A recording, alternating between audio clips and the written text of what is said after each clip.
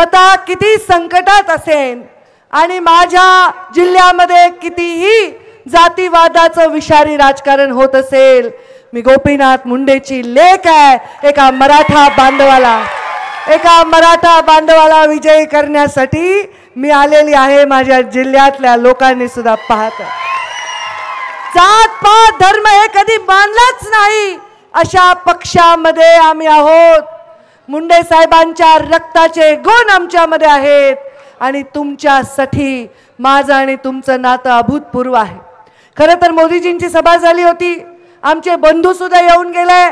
मी म्हणलं बाबा माझी सभा नाही झाली तर भागते का, मला जरा बीडमध्ये प्रॉब्लेम आहे, पण नाही, आज मी वचन दिलं होतं विखे पाटील साहेबांना आणि मी आले। परंतु आज अशी परिस्थिती निर्माण झाली होती की आम्ही माजलगावला असताना हेलिकॉप्टर उडायची तयारीच नव्हती। ते हेलिकॉप्टरवाले म्हणत होते खूप ढग आहे, खूप रिस्क आहे। मग आम्ही असं ठरवलं की तिथून ऑनलाईन भाषण करावं।